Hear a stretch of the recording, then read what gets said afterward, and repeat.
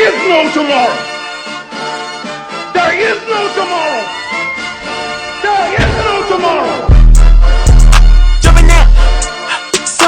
Carl Weathers, aka Apollo Creed, gave us a beautiful inspirational speech, and I liked that one. I wanted to acknowledge him. He recently passed away the beginning of this month, February 1st, 2024. He was a childhood hero of mine in the movies. I loved watching him in anything he did. He said, "There is no tomorrow." And I love it because it gives a sense of urgency. And the urgency is getting serious about your trading. And I wanted to bring up the Discord, the Stock Squad Patreon.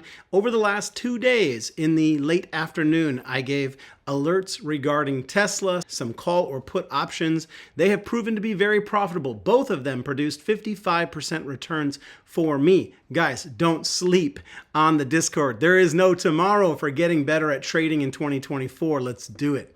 This is the Stocks with Josh show. I'm going to be talking about some bad stocks and some good stocks. One of the bad stocks is a stock I get asked a lot if it's turning around, and there was even a brief moment in recent days where I said it might be. We're going to use it as a case study, like a charting class. I'm going to go over some clear signals. I've taken a step back and considered what would be helpful to new traders. How could they identify for themselves in a very simple way whether one of their favorite stocks is in an uptrend or in a downtrend? After we identify what's wrong with the stock I'm going to highlight today, I'm going to give you a couple plays that are in clear uptrends and some new targets, as well as we're going to be talking some crypto today. I think it's going to be a pretty good show. Thank you guys for hitting the likes. Thank you for saying hi, throwing a heart in the comment, and hit that subscribe to get the next video. I appreciate all of you guys. All right, our trouble stock is one that just reported earnings yesterday. There was a ton of positive optimism and expectation that this stock could finally be coming off of its lows and begin a turnaround story, possibly a bottoming reversal pattern, but it didn't. This stock is PayPal, and I know that a lot of people out there are trading it or investing in it, and it's been a tough trail of tears. Down 82% from its $310 top, down to $55. Recently even got lower than that at $50. 2.5 years of falling and in decline. A lot of people have asked me over the last couple of years, Josh, how about now? How about now? Is it a good time to buy PayPal now? One of the main reasons why I thought the stock was going to continue to be in decline, and I warned them, don't touch it, it's too early, get rid of those calls, get out of them, it's going to be a problem, is because of the charts. And I'm going to go over and show you exactly what I saw in the charts. The first one was this massive bearish candle after a clearly defined markup phase. It's got an extremely tall wick. It's an extremely high volume candle to begin with. It's clearly what would be identified as a blow off top. Now, I want you to also understand that we're looking at the monthly chart, which condenses all of the trade price action into a single candle representing 1 month in the market. And if you take a broader look at these stocks, which smart money does, they're always looking at the big picture investment. They're not looking at whether the stock's going to go up or down in the next couple days, how the stock's going to go up or down in weeks, months, and years. So it had this massive parabolic markup phase, and then that was followed by 7 months of a clear distribution phase. Distribution is when people are selling into the buying frenzy, when people believe that the run-up will never end. We saw that each candle had a really wide price action, but none of them went over that first candle, which was the blow-off top. That's a clearly defined distribution pattern, and the fact that we didn't break in the course of the next 30 days to a higher high meant the stock was not moving higher. And eventually it broke down until we got some strong decline candles. Now, I want to be clear when I'm talking about this. You didn't need to own this stock for a single month more after that horrible candle. It's such a bearish symbol of weakness. There is no way after having seen that you should have been holding on to this stock. That signaled the sell signal. That's the number one thing I want you guys to take away from, is to begin to respect these candles because they tell you what's up. You don't need any other indicator, especially if you're looking at it at the top of a move or at the bottom of a move. I was telling you guys just the other day that Tesla was giving us some beautiful buy candles at the bottom of a move. That's bullish. This was a huge sell signal at the top of the move. All right, so the next question is, okay, Josh, you've convinced us we're in decline. Anybody can see that. It's fallen so much. When is it going to hit bottom? Okay, now here's another logic point I want you guys to understand. To answer that question, we want to look at structural support, and the structural support that I see is a previous area of resistance way back in the day at $44. And so that would appear to me to be the potential bottom. Now, there's no guarantee it's coming back that low because we did see a bounce when it got down to $50, but it's possible since we failed to break higher, and I'm going to go over those signals that we'd be looking for to confirm a breakout, it's possible that we will continue to drift down until we get to that structural support. So when should you buy this stock? Well, I'm going to give you guys 3 signals that would be extremely clear to me. The first one is that it's clearly under a descending line of resistance, and you'd want to see it get above it on the monthly time frame because we're not looking for a scalp trade here. We're looking to know when it would be safe to begin to invest in this in such a way that it's going to continue to make higher highs, not lower lows. And so we're looking at a bigger time frame. So on the monthly chart, we'd want to see it break and close above the resistance line that it's not broken above for the last couple of years. That's one of the first buy signals. The second is going to be a bull candle. We don't have a bull candle here. A bull candle would be a very tall green candle showing high volume. It's the kind of candle that we got the other day on Tesla. It showed great interest. And I'm going to talk to you guys about a stock that has an amazing bull candle on it right now.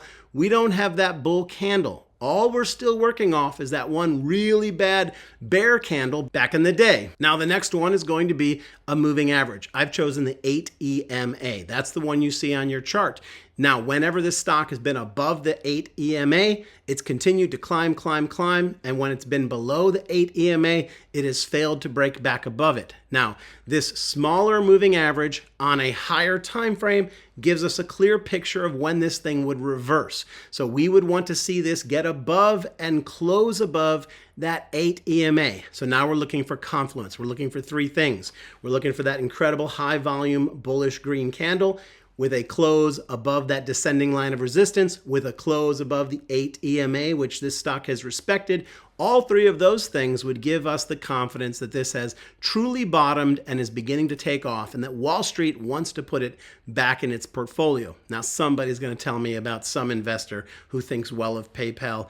I'm talking about Wall Street. You know when Wall Street loves a stock, because when I show you the stock that Wall Street likes, the one I'm going to point out to you here in a minute, it's undeniable. So on the subject of are there better stocks to buy, let's take a consideration of investing in another popular company, and that's going to be NVIDIA. So let's just look at performance overall. NVIDIA versus PayPal. That's what we're breaking down. And I know you guys know that it might be a ridiculous fight because it's like putting King Kong up against an ant. If you had invested $1,000 back in 2015 in NVIDIA, you would have $103,000 right now. So $1,000 invested in 2015 in NVIDIA would have gotten you guys near $100,000. Now, that's actually in 2015, around the time that PayPal was initially launched, okay? Because NVIDIA's been around longer than PayPal. So I can't go back as far as I would like. But if you had invested just for kicks and giggles $1,000 into NVIDIA back in 2005, you would have $430,000. So yes, just $1,000 invested in the right company, you would have $500,000. And that's the power of Wall Street. So what would you have gotten if you had just put $1,000 back in PayPal when it first came out? Well, we're not on our very lows right now. I just got done telling you guys this thing could go to $44. If you had invested $1,000 back in 2015 in PayPal, you would today have $2,000 for holding it for over a decade. That's not a great return.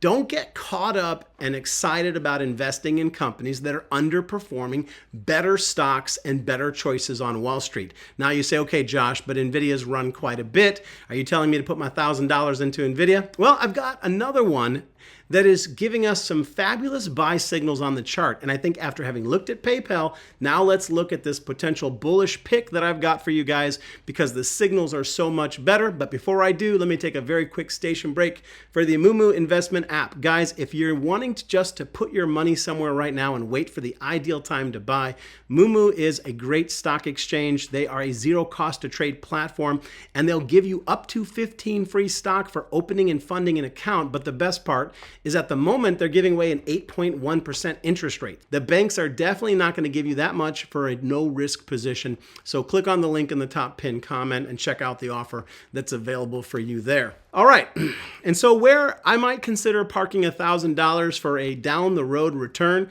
it's going to be Palantir, PLTR. Two companies both reported earnings this week, and wow, the market responded very differently to both. They sold PayPal and they bought Palantir. Now this thing, when it was at $21, I gave you guys that the next resistance was right beneath $24, and we have since shot right up to that. So I wanted to give you some more potential targets for Palantir, as well as talk about what the chart is telling us about the future of this company. The resistances above that you want to keep your eye out for are $25.50, $26.70, and $29. Now, I'm bullish on this, and I'm going to show you why here in just a minute, but I will caution you that it is like a runaway train and people are feeling FOMO, and so I'm not advising you at this present moment to just buy at the top of this move, right? But I'm also going to give you a price where I think it would be more favorable to buy into. We're in an overbought condition and we're well outside the Bollinger Bands, and so be careful about buying right now. But when it's done going up, the structural support that I would love to see it come back to would be $20.50. I'm not telling you that it could come down to $20 because the current up move isn't over, but that's structural support, and so it's at least a reasonable buy strategy. But if you go back in time, I want to point out on this broader time frame the amount of percentage move that Palantir has made in the past, and if the market gets excited about this company again, it could make a similar move. Once before, it had a single month move over 200%, and then shortly after that it had another monthly move that was over 100%. And so right now we have an incredible move up, but it absolutely is possible that this could go higher. I would even say that it's possible, if the market wanted to stay bullish, that this could go as high as $29 and even as high as $32 in this current run. And so there is no guarantee it would come back to 20, but I don't like to buy in when things are skyrocketing up. I want to wait for a pullback, and I think Palantir will pull back. We'll have to assess how far it will pull back once we see how high it climbs. All right, let's go over some of the facts of what the chart's telling us right now. First one we're going to look at is volume. Like I said just a couple days ago, this chart gave us a 1,500% volume increase in buyers. Now, I don't believe that retail can create that kind of number. That tells me that institutions were buying this run up because they were seeing that the move is not over. Now, today alone, we have a 337% increase on volume. And so I just want you to stop and consider that we went up 1,500% in volume. Then yesterday I didn't take note of the volume, but today we're up again 337%.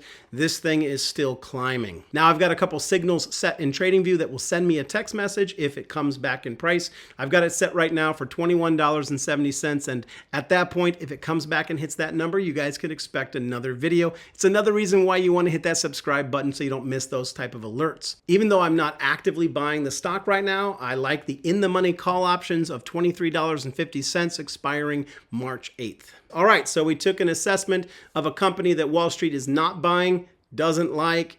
It's continuously below critical areas of resistance. And then we looked at a company that Wall Street likes. It's driving it right through areas of resistance. It's above the EMA. It's above any descending trend lines. And so you want to take a look and consider where you're parking your money. You want to park it into companies that are outperforming. I think Palantir is way outperforming PayPal. All right, let's dive into a little conversation about crypto. Now, I am going to be talking to you guys about Ethereum. I think I mentioned that last time, but I want to do a detailed video on Ethereum. Perhaps that'll be my weekend video. Don't hold me to it.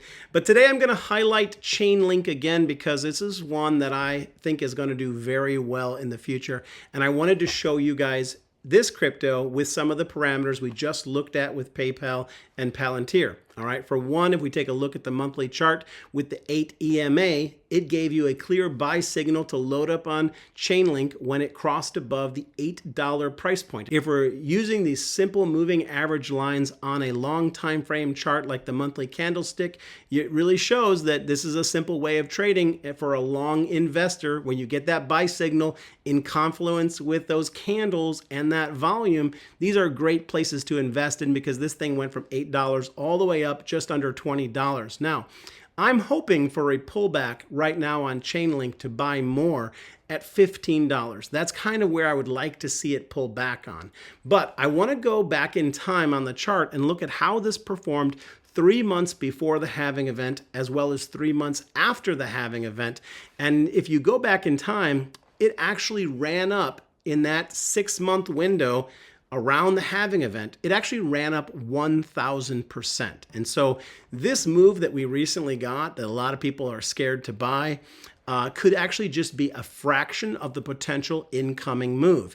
If we were to go up just half of that, so 500% right now, that would put Chainlink at $78. That's not my prediction on Chainlink. I'm interested in this one.